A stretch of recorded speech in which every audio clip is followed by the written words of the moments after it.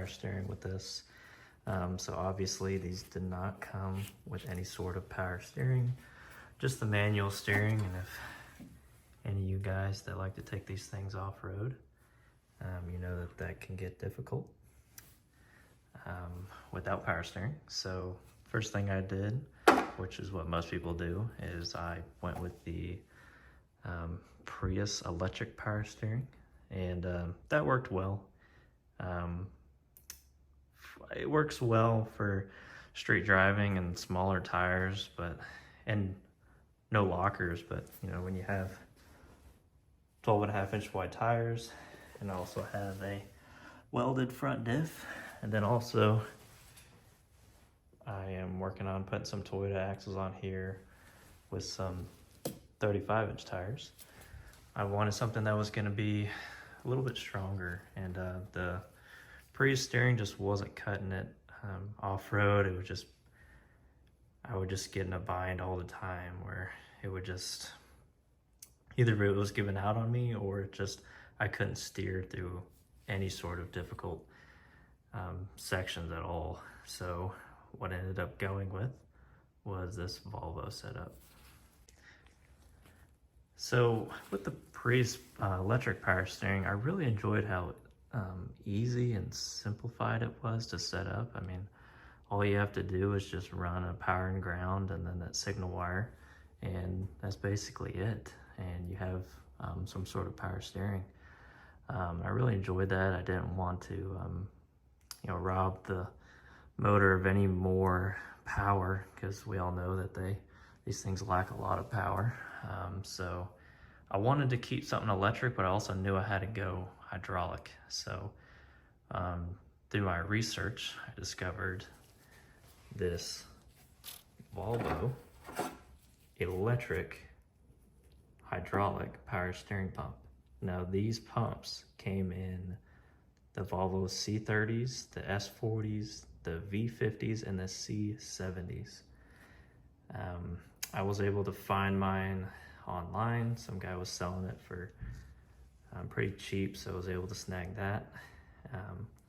So as far as mounting it, I just cut off the factory jack mount here, and I just bolted it on here on the side, and it's holding pretty well there. As far as fittings, I just bought this, the fitting that goes down here, that goes into the pump, this high pressure fitting right there, that's a 16 millimeter to 1.5, and then I got that to a 6AN fitting, and that is the same fitting that goes down to my box here, which that box is the Sidekick power steering box, and it's run down there. And I bought a Trail Gear high flow adapter down there, and out of it I just ran this cooler. That's, you can see it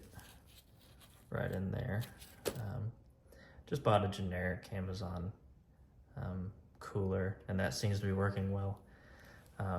So with this pump, it's great because, you know, again, I'm not having to run any sort of pump. I know they normally go here with this bracket that you can run. You got to change a few different things around, and I didn't really want to mess with that. So why I chose to go this route was because how simple it is to set up.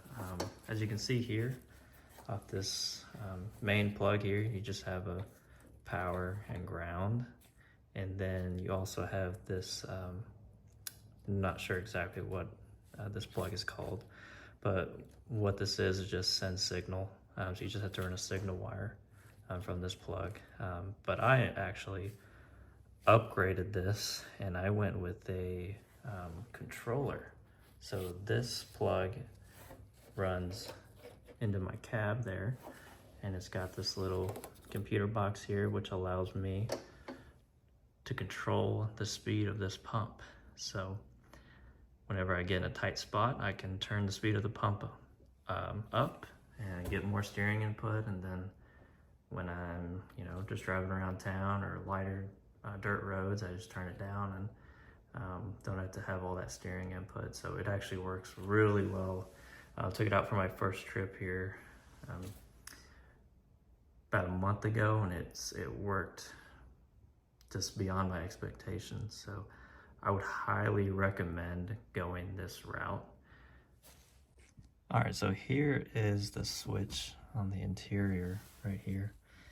So right here, this allows me to up that speed and then lower that speed. So what I'll do here is I will switch it on for you and let you guys see what I'm talking about.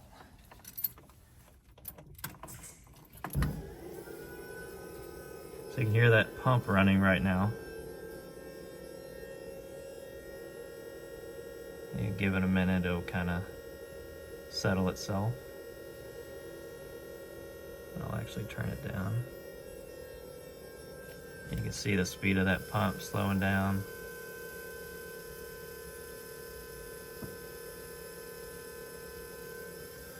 And you can see here, turning it up.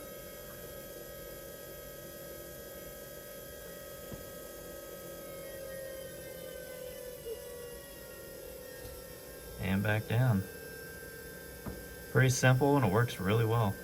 So overall, I think this setup is really the best of both worlds, because you still get that electric, the simple electric power steering, but you also have the benefits of the hydraulic system, all the power and everything that comes with that. So it's worked really well. I'm gonna continue to use it and see how long this thing will last.